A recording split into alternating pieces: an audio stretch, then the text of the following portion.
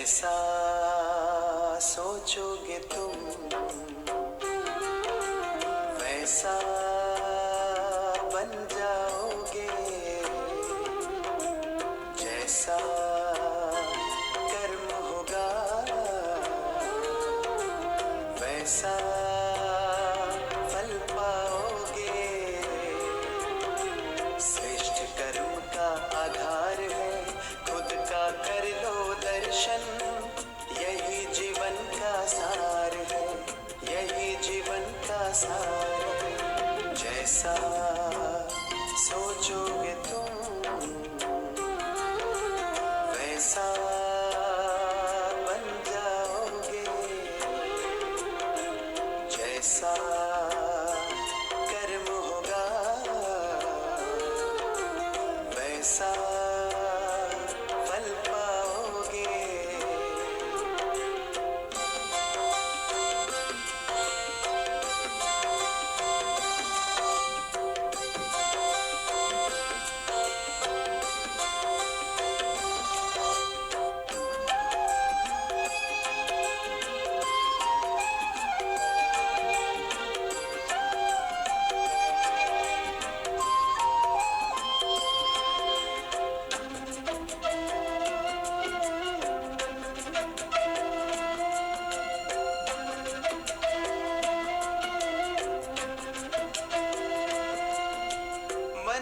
शुभ संकल्प तो जीवन में फिर दुख कैसा, जब अंतर में शुभ भावना तो दिल में सुख सावन जैसा।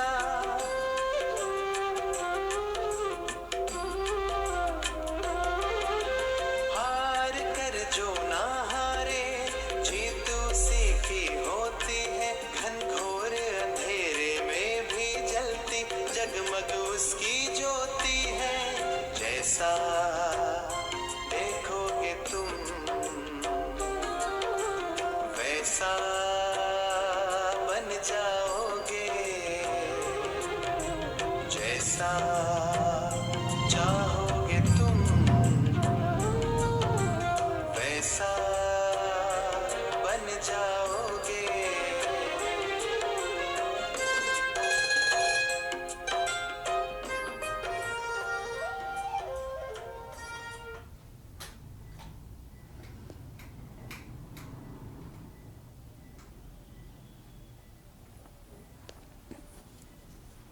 ओम शांति। अभी सब शिव बाबा की याद में बैठे थे, मन को एकाग्र करके बहुत सुंदर गीत सुन रहे थे। जैसा सोचेंगे वैसा बन जाएंगे, जैसा कर्म होगा वैसा फल पाएंगे, जो चाहेंगे सो पाएंगे। तो बाबा भी हमको रोज़ रोज़ यही पक्का कराते हैं कि बच्चे, ये संकल्प की शक्ति जितनी पावरफुल होगी उतनी सफलता मिलेगी। तो इसलिए हम और आत्माओं को जब ज्ञान देते हैं तो इस बात पर हमें अटेंशन देना है कि अपने अंदर प्रैक्टिकल धारणा बनानी है। जितना जितना प्रैक्टिकल धारणा बनाते जाएंगे फिर देंगे तो तीर लगेगा। इसमें बाबा कहते हैं पंडित वाली कहानी नहीं करनी है। जैसे पंडित कहता था कि राम राम कहो तो नदी पार हो जाएगी, लेकिन ऐसे ही कहने से सिर्फ नहीं होगी, करने से होगी। तो ऐसे भी बाबा के बहुत बच्चे हैं जो निर्विकारी बनने के लिए औरों को तो कहते हैं लेकिन खुद उतने नहीं बन पाते हैं। तो सुनने वालों पर ज़्यादा असर हो जाता है, सुनाने वालों से भी ज़्यादा। तो इसलिए बाबा कह रहे हैं धारणा स्वरूप बनना जरूरी है। फिर आज बाबा कह रहे हैं कि ब्रह्मा बाबा शिव बाबा का रथ है, तो दोनों का पार्ट इकट्ठा चलता है, तो हमें कोई इसमें संशय नहीं लाना है। और फिर समय कितना नाजुक आता जा रहा है, इस समय दुख बढ़ता जा रहा है, दुखों की अपार लीला बढ़नी ही है। तो बाबा कह रहे ऐसे में कई आत्माएं दुख से छूटने के लिए आत्मघात कर लेती हैं, लेकिन यह आत्मघात महापाप है। यहाँ पे हिसाब किताब पूरा नहीं हो जाता है, ये हिसाब किताब और बढ़ जाता है और समस्याएं लेकर के आता है। तो इसलिए हमको ऐसा कभी भी कुछ नहीं करना है और इससे औरों को भी बचाना है। इसीलिए बाबा आए हैं और हमें सत्य ज्ञान दे रहे हैं, सत्य की राह पर चला रहे हैं। तो इस पर चलना है, दैवी गुण धारण करना है, छुई मुई नहीं बनना है। तो जितना दैवी गुण धारण करते जाएंगे उतना मजबूत बनते जाएंगे। तो आज सार है मुरली का। 26 तारीख के बाबा के महावाक्य हैं, मीठे बच्चे ब्रह्मा बाबा शिव बाबा का रथ है, दोनों का इकट्ठा पार्ट चलता है, इसमें जरा भी संशय नहीं आना चाहिए। प्रश्न है, मनुष्य दुखों से छूटने के लिए कौन सी युक्ति रचते हैं जिसको महापाप कहा जाता है? उत्तर है, मनुष्य जब दुखी होते हैं तो स्वयं को मारने के लिए अनेक उपाय रचते हैं, जीव घात करने की सोचते हैं, समझते हैं इससे हम दुखों से छूट जाएंगे, परंतु इन जैसा महापाप और कोई नहीं। वह और ही दुखों में फंस जाते हैं, क्योंकि यह है ही अपार दुखों की दुनिया। ओम शांति। बच्चों से बाप पूछते हैं, आत्माओं से परमात्मा पूछते हैं, यह तो जानते हो हम परम पिता परमात्मा के सामने बैठे हैं, उनको अपना रथ तो है नहीं, यह तो निश्चय है ना। इस भ्रकुटी के बीच में बाप का निवास स्थान है। बाप खुद कहते हैं, मैं इनकी भ्रकुटी के बीच में बैठता हूँ, इनका शरीर लोन पर लेता हूँ। आत्मा भ्रकुटी के बीच है तो बाप भी वहीं बैठते हैं।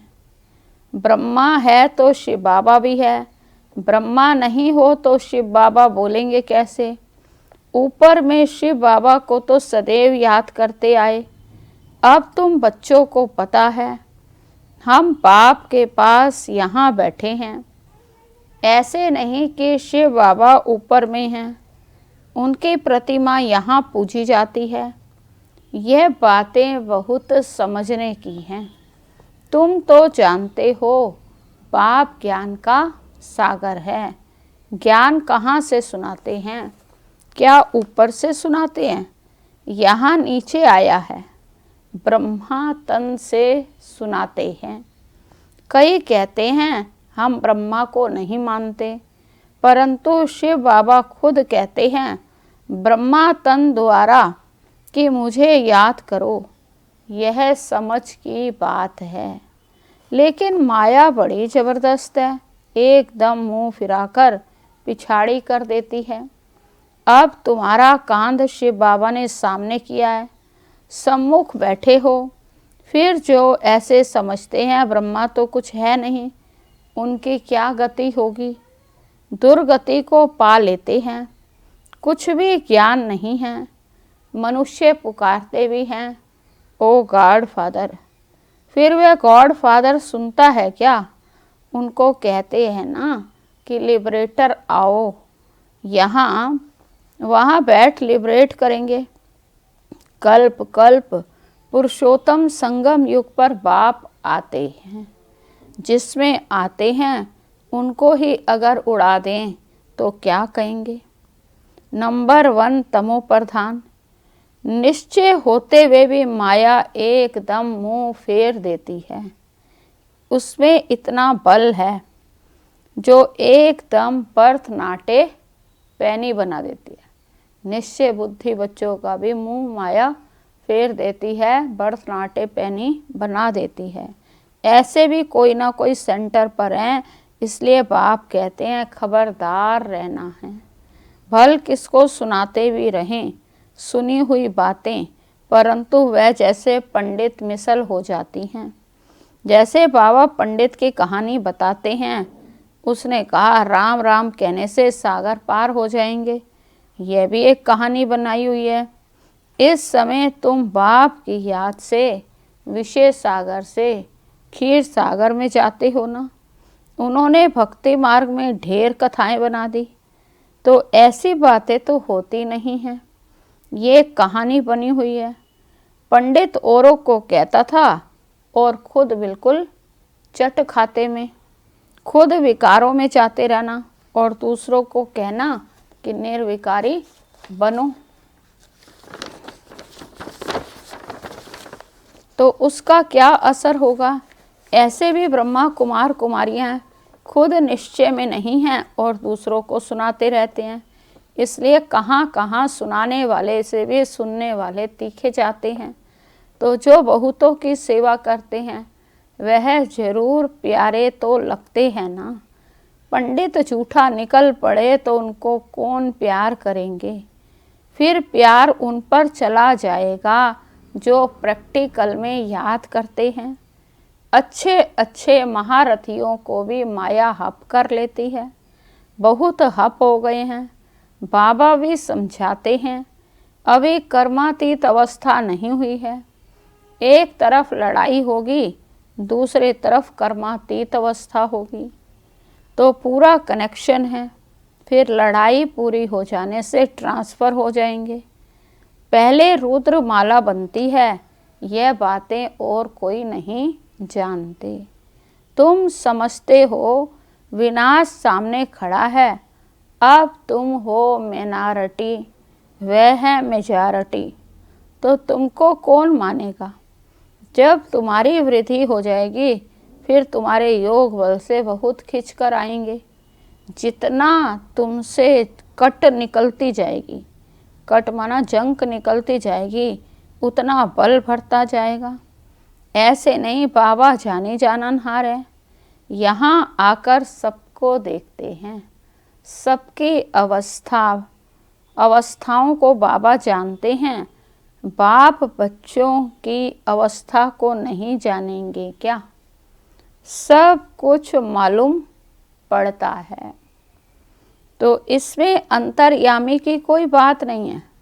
अभी तो कर्मातीत अवस्था हुई नहीं है। आसुरी बात ये चलन आदि सब प्रसिद्ध हो जाते हैं। तुम्हें तो दैवी चलन बनानी है। देवताएं सर्वगुण संपन्न हैं, तो अब तुमको ऐसा बनना है। कहाँ वह असुर, कहाँ ये देवताएं। तो परंतु माया किसको छोड़ती नहीं है, छुई मुई बना देती है। किसी पे भी प्रभाव डालती है, छुई मुई बना देती है, एकदम मार डालती है। 5 सीढ़ी है ना, देह अभिमान में आने से ही ऊपर से एकदम नीचे गिर पड़ते हैं। गिरा और मरा।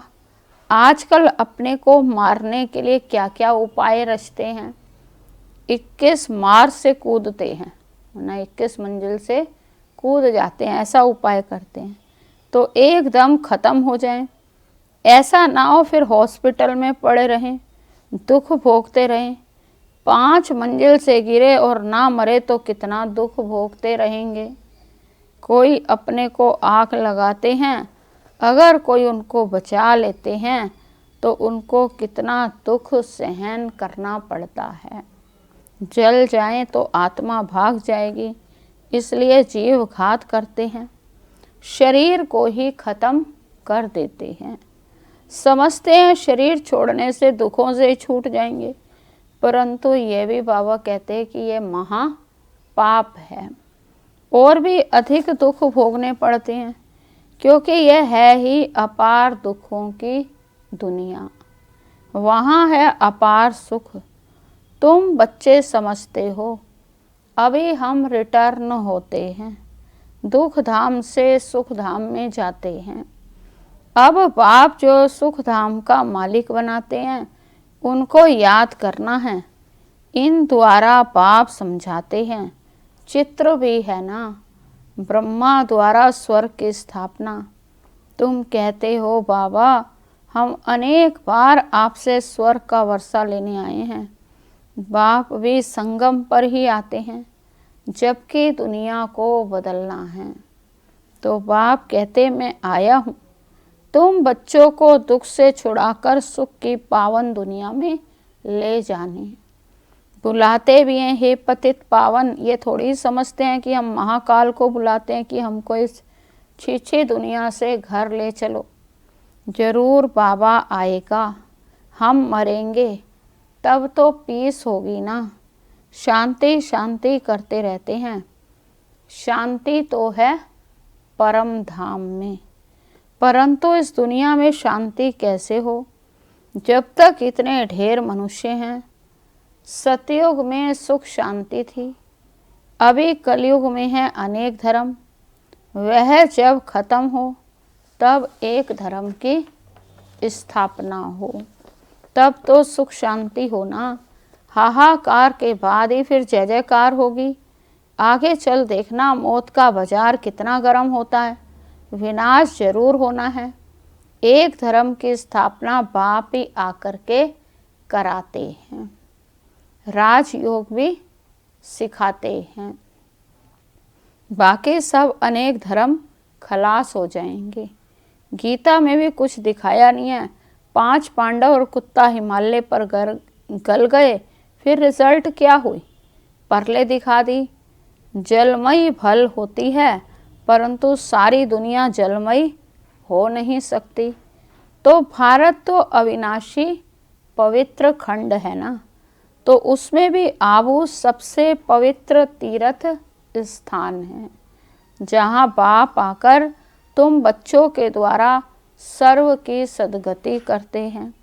दिलवाला मंदिर में कितना अच्छा यादगार है, कितना अर्थ सहित है, परंतु जिन्होंने बनाया वह नहीं जानते। फिर भी अच्छे समझू तो थे ना। द्वापर में जरूर अच्छे समझदार होंगे, कलयुग में होते हैं तमो प्रधान। द्वापर में फिर तमो बुद्धि होंगे। सब मंदिरों से यह ऊंचे जहाँ तुम बैठे हो। द्वापर में तमो होते हैं और कलयुग में फिर तमो प्रधानता आ जाती है। तमो को प्रधानता मिल जाती है तो तमो प्रधान बन जाते हैं, क्योंकि विकार बढ़ते जाते हैं। तो इसलिए बाबा कह रहे हैं कि सब मंदिरों से यह ऊंचा जहाँ तुम बैठे हो, क्योंकि ये सबसे पवित्र स्थान है। अभी तुम देखते हो विनाश में होलसेल मौत होगा, होलसेल महाभारी लड़ाई लगेगी, सब खत्म हो जाएंगे, बाकी एक खंड रहेगा। भारत बहुत छोटा होगा, बाकी सब खलास हो जाएंगे। स्वर्ग कितना छोटा होगा। अभी यह ज्ञान तुम्हारी बुद्धि में है, कोई को समझाने में भी देरी लगती है।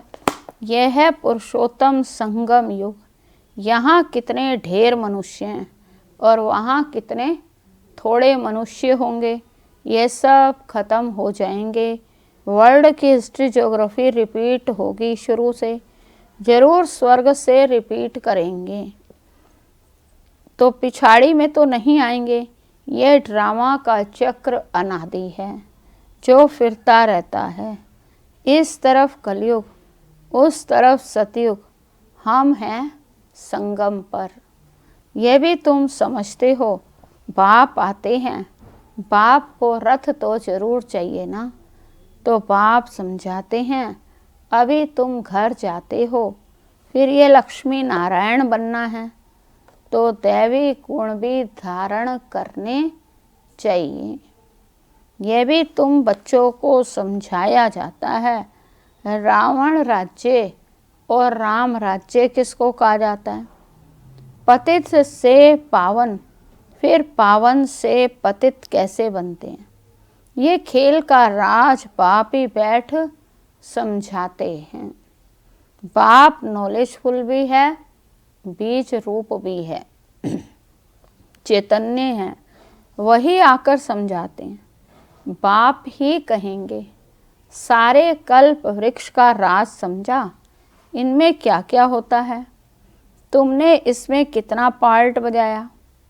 आधा कल्प है दैवी स्वराज्य, और आधा कल्प है आसुरी राज्य। अच्छे अच्छे जो बच्चे हैं उन्हों को बुद्धि में नॉलेज रहती है। बाप आप समान बनाते हैं ना, टीचर में भी नंबरवार होते हैं। कई तो टीचर होकर भी फिर बिगड़ पड़ते हैं, बहुतों को सिखाकर फिर खुद खत्म हो गए। छोटे छोटे बच्चों में भिन्न भिन्न संस्कार वाले होते हैं। कोई तो देखो नंबर 1 शैतान है, कोई फिर परिस्तान में जाने के लायक हैं। कई हैं जो ना ज्ञान उठाते ना अपनी चलन सुधारते, सबको दुख ही देते रहते हैं। ये भी शास्त्रों में दिखाया है कि असुर आकर छिपकर बैठते थे, असुर बन कितनी तकलीफ देते थे। ये तो सब होता रहता है। ऊंच ते ऊंच बाप को ही स्वर्ग की स्थापना करने आना पड़ता है। माया बड़ी जबरदस्त है, दान देते हैं फिर भी माया बुद्धि फिरा देती है। आधा को जरूर माया खाएगी, तब तो कहते हैं माया बड़ी दुष्टर है। आधा कल्प माया राज्य करती तो जरूर इतनी पहलवान होगी ना। माया से हारने वाले की क्या हालत हो जाती है। अच्छा मीठे मीठे सिकी लदे बच्चों प्रति मात पिता बाप दादा का याद प्यार और गुड मॉर्निंग। रूहानी बाप की रूहानी बच्चों को नमस्ते, रूहानी बच्चों की रूहानी बाप को नमस्ते नमस्ते। तो आज तो बाबा हमें दैवी गुणों की धारणा पर विशेष अटेंशन खिंचवा रहे हैं और कोई आसुरी चलन नहीं होनी चाहिए बच्चों की, और अपने ऊपर पूरा पूरा अटेंशन देना है। किस बात का अटेंशन देना है कि कभी भी इस दुख की दुनिया में दुखी नहीं होना है। हमेशा बाबा कहते बच्चे सुखों की दुनिया को याद करो, और जो जीव घात करते हैं उससे जो है वो ये महापाप बन जाता है। तो ऐसे आसुरी स्वभाव संस्कारों से खुद भी छूटे रहना है, दूसरों को भी छुड़ाना है, दैवी चलन अपनी बनानी है। धारणा के लिए मुख्य सार है कभी भी छुई मुई नहीं बनना है। दैवी गुण धारण कर अपनी चलन सुधारनी है। दूसरा, बाप का प्यार पाने के लिए सेवा करनी है। लेकिन जो दूसरों को सुनाते हैं वह स्वयं धारण करना है। कर्मातीत अवस्था में जाने का पूरा पूरा पुरुषार्थ करना है। वरदान है मेहनत और महानता के साथ रूहानियत का अनुभव कराने वाले शक्तिशाली सेवाधारी भव। मेहनत और महानता के साथ रूहानियत का अनुभव कराने वाले शक्तिशाली सेवाधारी भव। विस्तारे जो भी आत्माएं आपके संपर्क में आती हैं उन्हें रूहानी शक्ति का अनुभव कराओ। ऐसी स्थूल और सूक्ष्म स्टेज बनाओ जिससे आने वाली आत्माएं अपने स्वरूप का और रूहानियत का अनुभव करें। ऐसे शक्तिशाली सेवा करने के लिए सेवाधारी बच्चों को व्यर्थ संकल्प, व्यर्थ बोल, व्यर्थ कर्म की हलचल से परे एकाग्रता अर्थात रूहानियत में रहने का व्रत लेना पड़े। इसी व्रत से ज्ञान सूर्य का चमत्कार दिखला सकेंगे।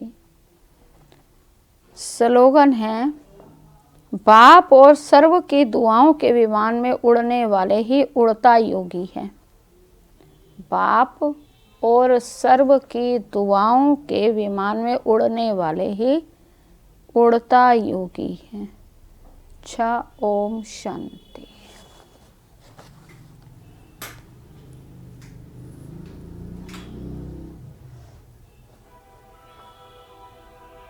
प्रेम से बस दो घड़ी